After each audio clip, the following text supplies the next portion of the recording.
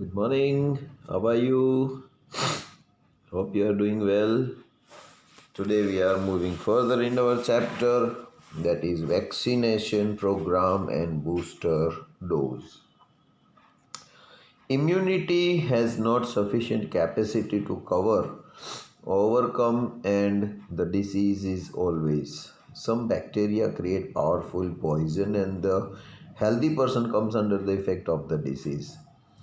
For the resistance from the bacteria, the immunity power should be increased. So, insects of special disease brought up through artificial treatment and will be converted in passive. Vaccine contains the dead bacteria and poison thereof. Vaccine is injected in the human body. This is called to put the vaccine or inoculation. After vaccination, white cells of the blood attack on the dead insects.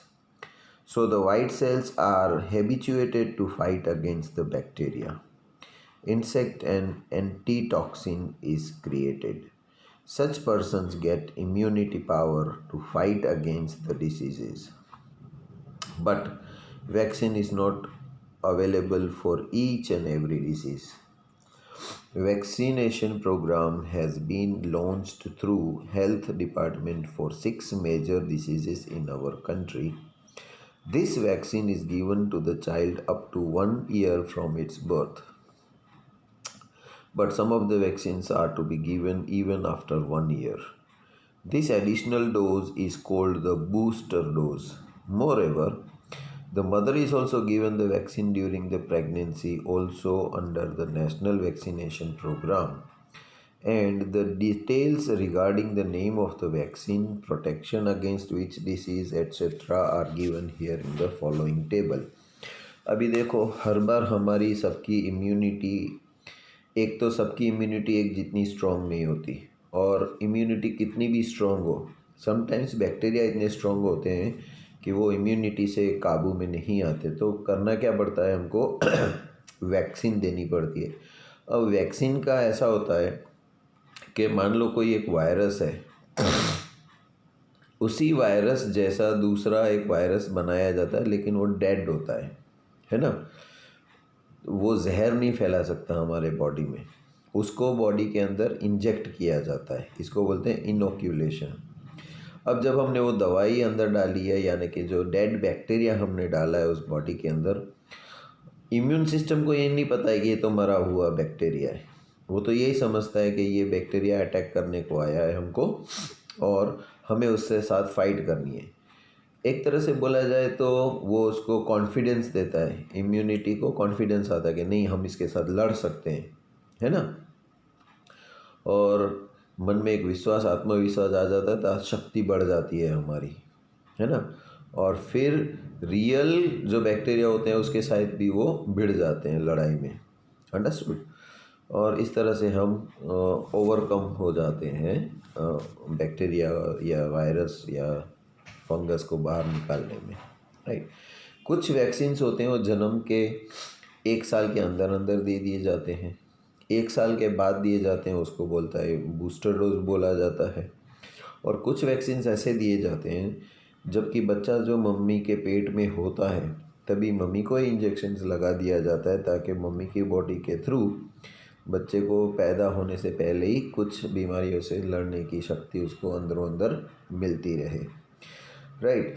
सो हमारे country के अंदर जो vaccine के programme चल रहे हैं, कौन कौन सी वैक्सीन कौन सी डिसीज़ के सामने लड़ाई करती है, कब दिया जाता है और कैसे दिया जाता है, ये सारा प्रोग्राम इस चार्ट में दिया गया है। उसके हिसाब से आपको एक बार स्टडी कर लेना है।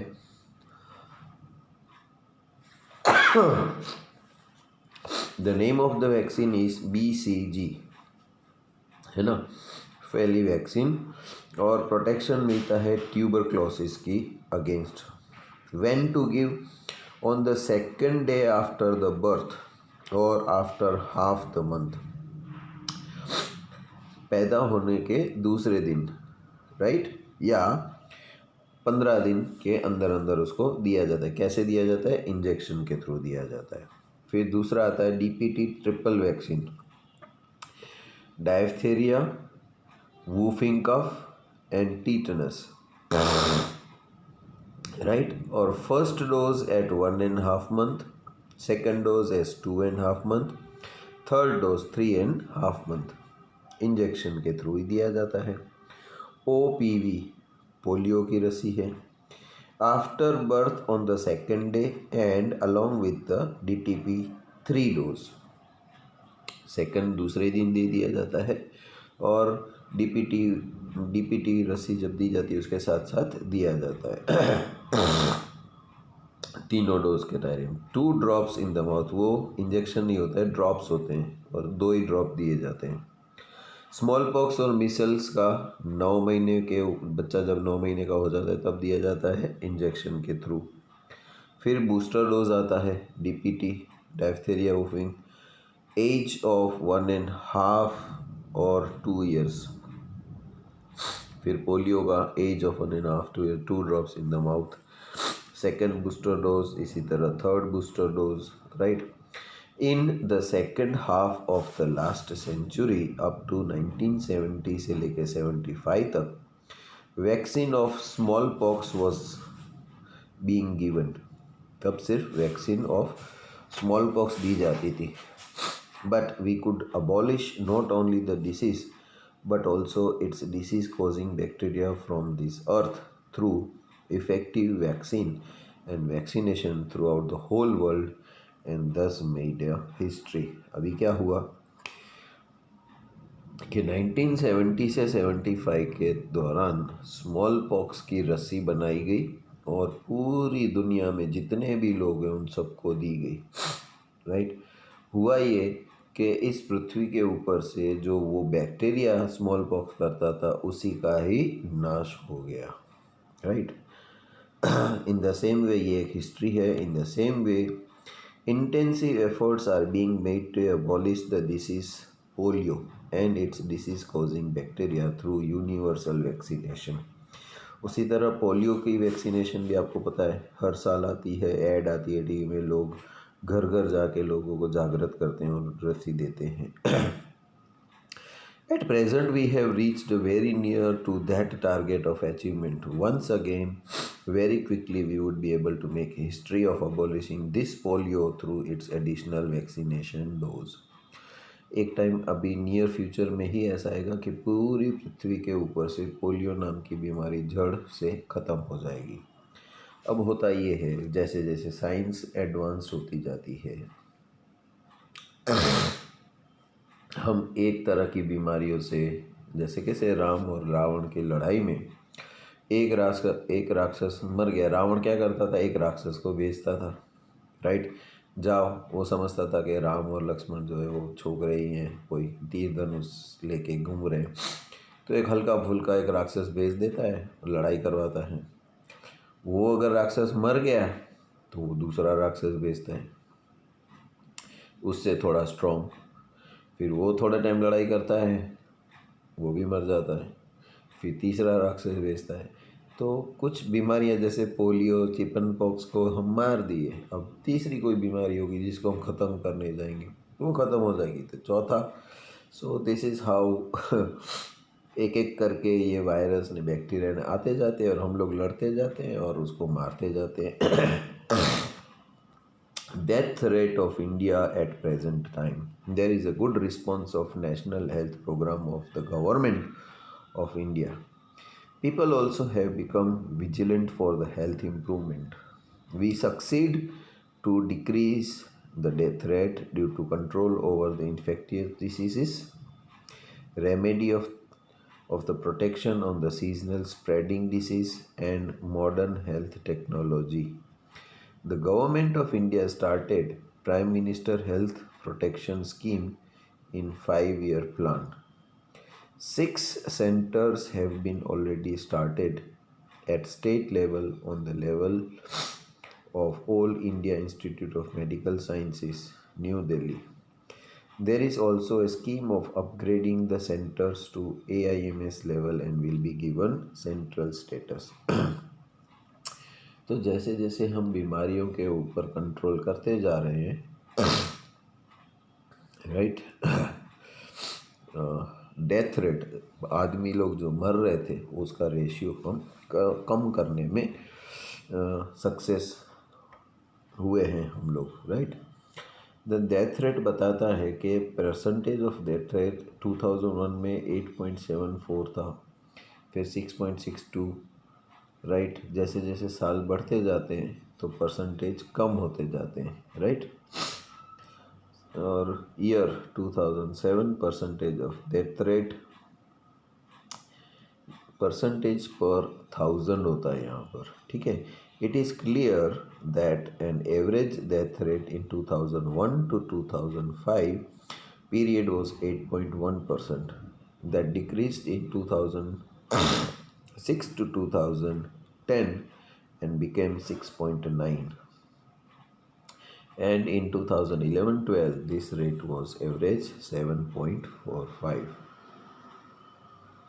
नेशनल हेल्थ प्रोग्राम्स जो चलते हैं, right, national health programs are planned for the control of the problem of health which is widespread and that has effect on large mass of nation. Its main objective is to prevent the infectious disease and to establish the control on them. People's health will be improved and they will become fit for excellent living. Objective and working of some important national health program is shown below.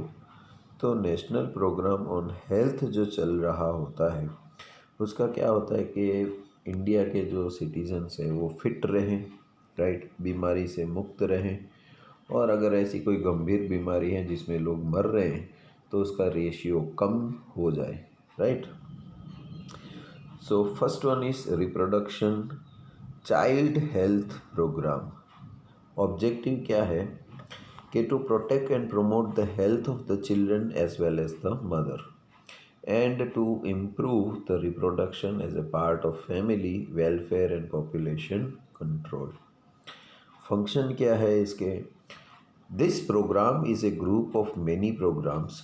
Efforts are made to achieve the above objectives by coordinating all the programs related to child health, mother health, and reproduction health under this program.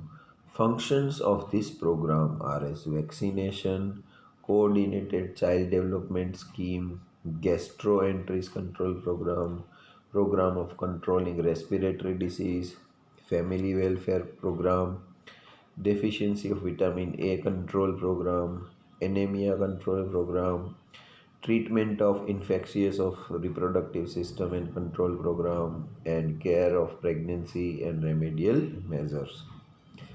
फिर improved national TB control program, TB को control करने का programme चलता है, तो TB के number of patient कम करने हैं और नए केसेस तो बिल्कुल ही ना हो ऐसा देखना है। Function treatment has been made available through diagnosis of TB and DOT, directly observed treatment DOTS centers with the help of microscope checkup at many places in the whole country. Every patient is made to take medicine under direct care of the worker so that he can recover by taking the full dose. तो पहले किसी को TB हो जाती थी तो लोग बोलते थे अब तो ये नहीं बचेगा, लेकिन अब वैक्सीनेशन प्रोग्राम जो होता है DOT, डायरेक्टली ऑब्जर्व ट्रीटमेंट, के भाई ये ध्यान रखा जाए कि ये पूरे के पूरे डोज लें, ख़त्म करें, ताकि वो खुद भी टीबी से बच सके और दूसरों को भी फैलाए नहीं। फिर होता है national malaria control program. 7.5 crore people were suffering from malaria at independence time. Malaria 7.5 crore लोगों को मलेरिया था। 8 lakh people died every year due to this disease. 8 lakh लोग हर साल मलेरिया की वजह से मर जा रहे थे। National malaria control program were started in 1953। 1953 में मलेरिया का प्रोग्राम कंट्रोल करने का शुरू हुआ। It was converted in national malaria destroy program. Control के बाद डिस्ट्रॉय प्रोग्राम में कन्वर्ट हो गया 1958, 5 साल में। एंड वी सक्सीडेड, हम सक्सेसफुल भी रहे उसमें। अब malaria infected patients decreased in 1965-66 and number was 1 lakh. तो 7.5 करोड़ लोग बीमार होते थे, उससे हम लोग सीधे आ गए 1 लाख तक। कितना कम कर दिया। Malaria destroy program was joined with the primary health program in 1997 and spreading the method of pesticiser was change. 97 में स्प्रेडिंग का मेथड जो था पेस्टिसाइजर का वो चेंज किया हमने। Now the pesticisers were spread there where there are 2 और मोर patients पर 1000 पॉपुलेशन एग्जिस्ट। 1000 लोगों में जहाँ पर 2 लोगों को मलेरिया होता है वहाँ पर ही कर दिया। Due to this, there is a decrease in malaria patient and Greater Malaria Control Program (GMCP) was started in 1997.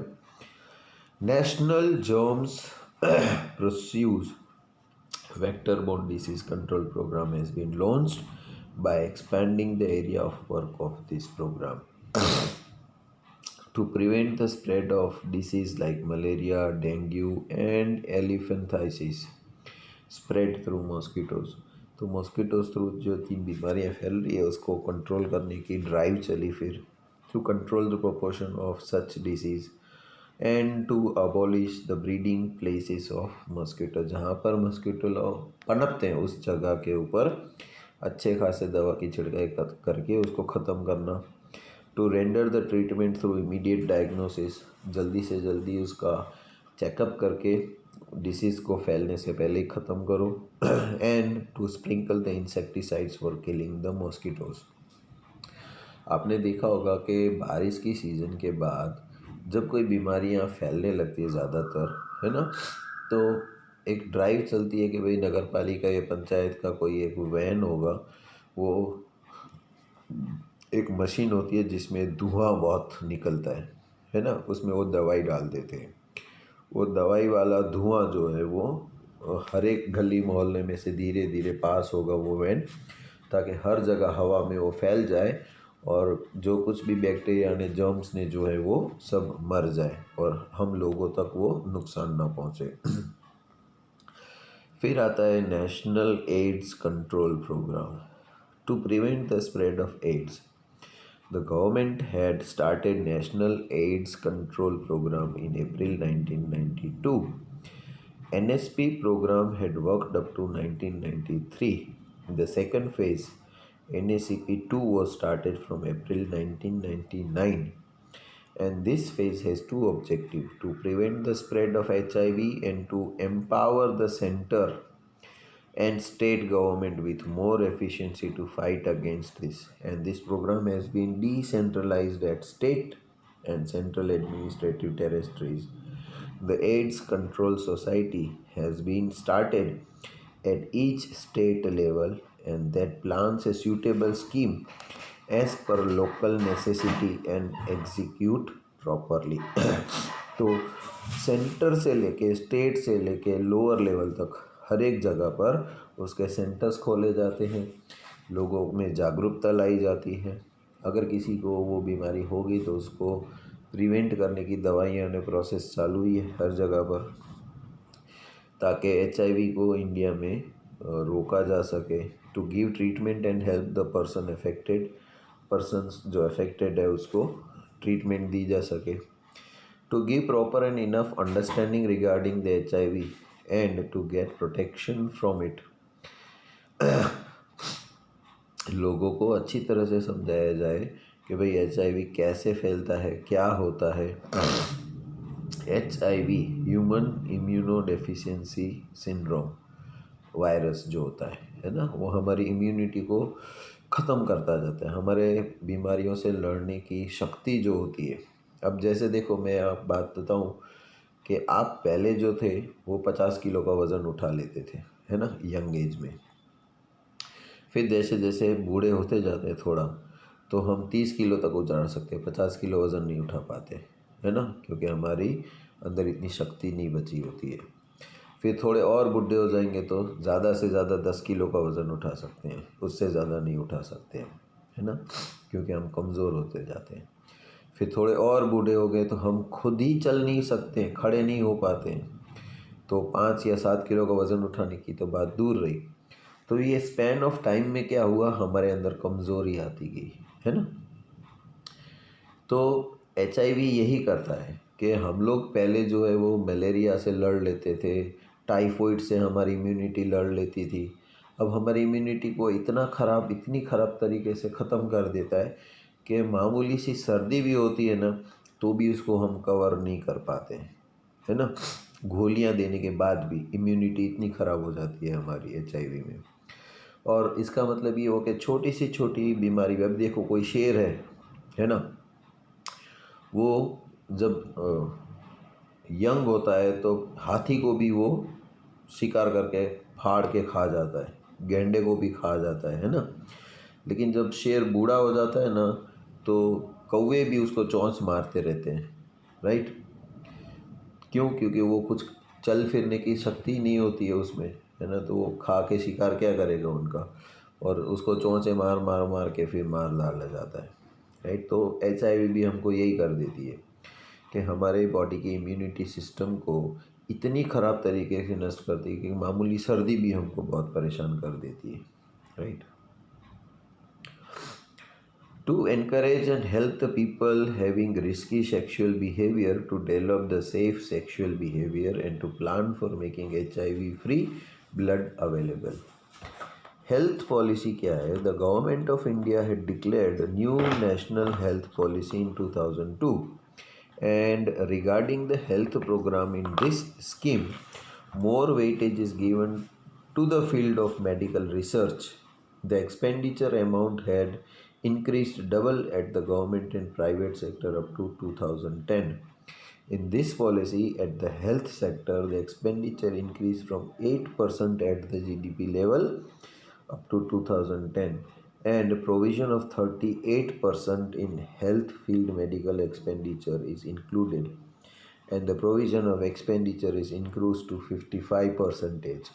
अभी देखो अब तक तो जो पैसा खर्च कर रही थी गवर्नमेंट, है ना, वो पैसा परसेंटेज वाइज 8% जो होता था, हम लोग कैसे प्लानिंग करते हैं, है ना, कि भाई मंथ की सैलरी 20,000 है तो 5,000 में घर का राशन आएगा, 3,000 में लाइट बिल ने दूध का बिल ने वो होगा, फिर 5,000 में बच्चों के ट्यूशन्स हो जाएंगे, फिर पेट्रोल का खर्च होगा, हम लोग जहाँ तहाँ जाते हैं तो ये सारे बजट बनाए जाते हैं ना कि भाई इतने पैसे बचे हैं अपने पास, वो सेविंग के लिए रख देते हैं, राइट।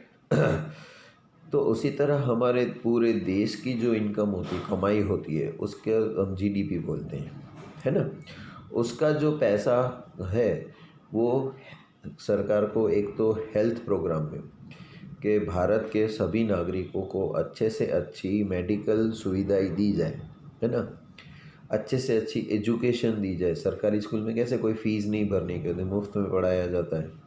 तो क्या टीचर मुफ्त में पढ़ाते हैं? नहीं, टीचर को तो और सैलरी मिलती है। तो बच्चों से फ़ीस नहीं लेंगे और मुफ्त में पढ़ाएंगे तो टीचर का पैसा कहाँ से आएगा सैलरी देने का? कि गवर्नमेंट जो भी हम लोग टैक्स देते हैं, इनकम टैक्स होता है, सेल टैक्स होता है, अलग अलग किस्म के जो टैक्स होते हैं, वो गवर्नमेंट पैसे जमा करती है, फिर उसमें से बोलती है देखो हम फ्री में पढ़ा रहे हैं, फ्री में दवाइयाँ दे रहे हैं, राइट। तो ये जो सर्विसेज होती है कि गवर्नमेंट में जो जॉब कर रहे होते हैं वो रिटायर हो जाते हैं तो उनको पेंशन भी देना पड़ता है।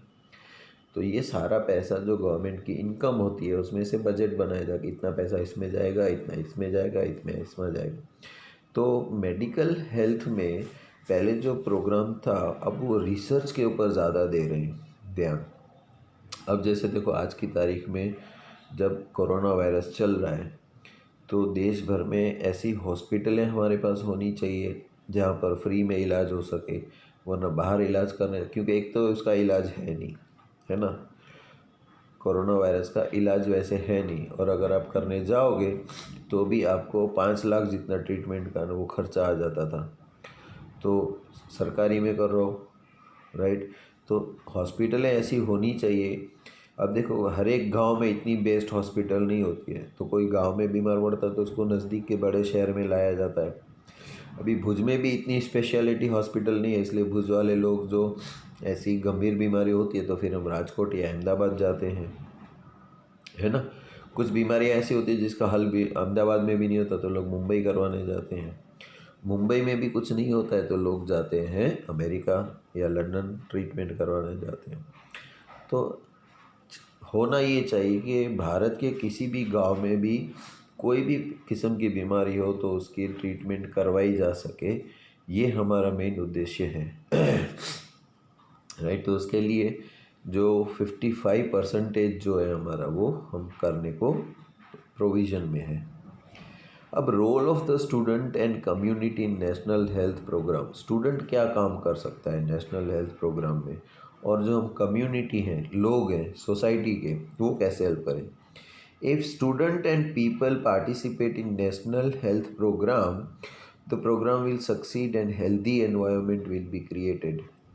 जब हम बच्चों को अच्छी तरीके से समझा सके कि भाई देखो, आपको स्कूल में कैसे एथिक्स सिखाए जाते हैं कि नाश्ता करने से पहले हाथ अच्छे से धो लेना चाहिए, नाश्ता जो है वो फैलाना नहीं चाहिए, अगर कहीं फैल गया नीचे तो उसको उठा के नहीं खाना चाहिए, है ना। तो ये सारे हमारे हेल्थ रिलेटेड इश्यू ही है कि बासी खाना नहीं खाना चाहिए, या जंक फूड नहीं खाना चाहिए, हेल्दी खाना खाना चाहिए, एक्सरसाइज करनी चाहिए, मेडिटेशन करना चाहिए। तो ये सारे प्रोग्राम्स जब बच्चों स्मॉल चिल्ड्रन से उसमें सिखाया जाएगा तो वो बड़ा होगा तब वो सारी गुड मैनर्स रखेगा, फिर उसके बच्चे होंगे तो वो उनको भी सिखाता जाएगा। तो ऐसे करते करते सारी पूरी जितने भी लोग हैं सबके अंदर एक समझ आ जाएगी कि भाई हमको क्या खाना चाहिए, कितना खाना चाहिए, क्या नहीं खाना चाहिए और क्यों नहीं खाना चाहिए। If students and people participate in national health program, the program will succeed and healthy environment will be created.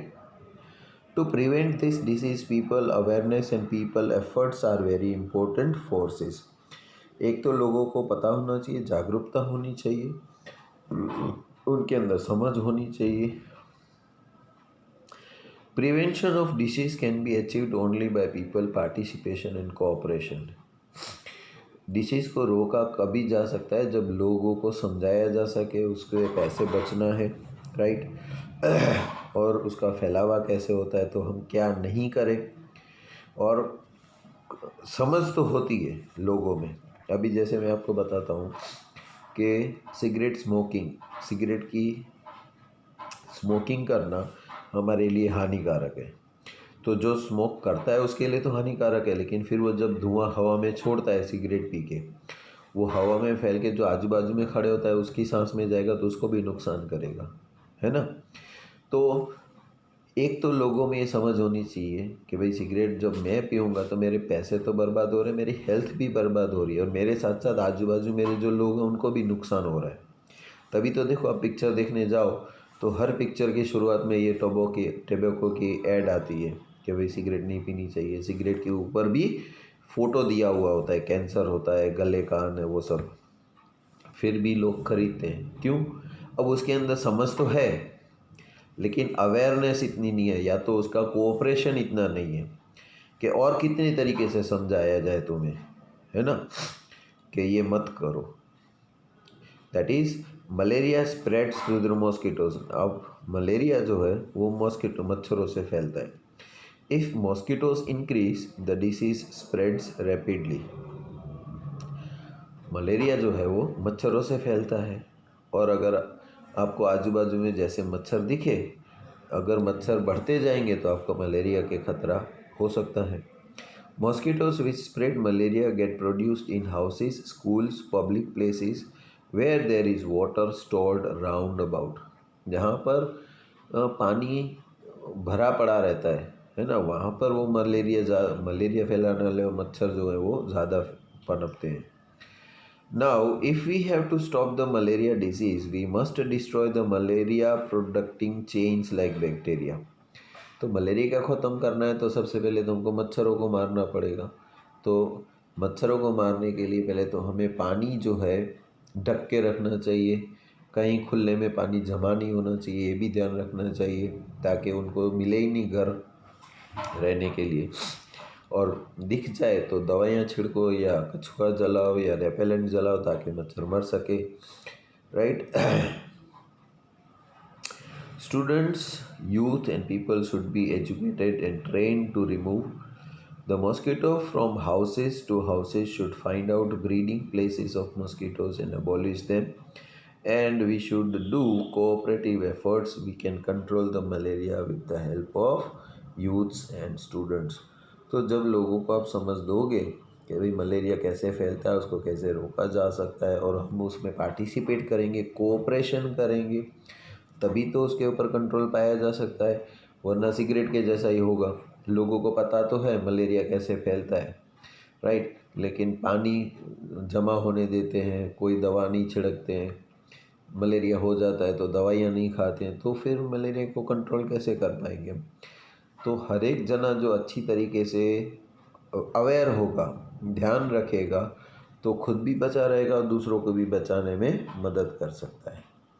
अभी प्राइमरी हेल्थ प्रोटेक्शन जो है वो हम लोग अपना कल चालू करेंगे। आज यहीं पर स्टॉप करते हैं। तब तक के लिए good bye and take care. नहीं, चलो कंटिन्यू कर लेते, थोड़ा ही बचा है ना, तो चैप्टर फिनिश हो जाएगा हमारा।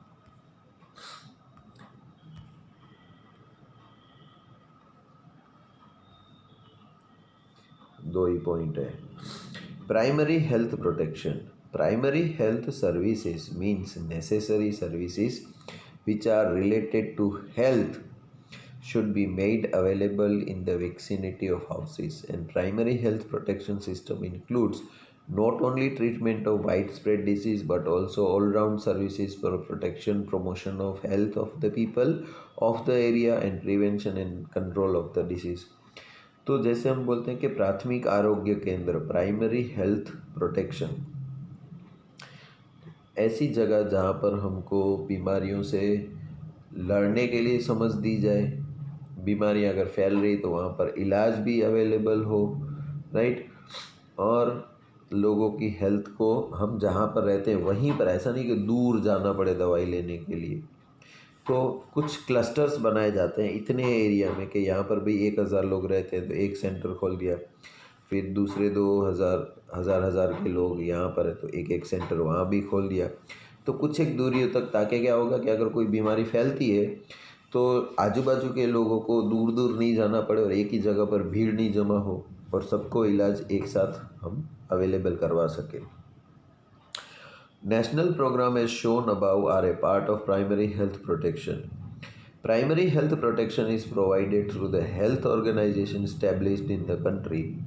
The government has started emergency services like 108, Kilkhilar, Children's Laughter, etc. ये जो है वो गवर्नमेंट की प्रोग्राम्स हैं, स्टार्टेड किए गए।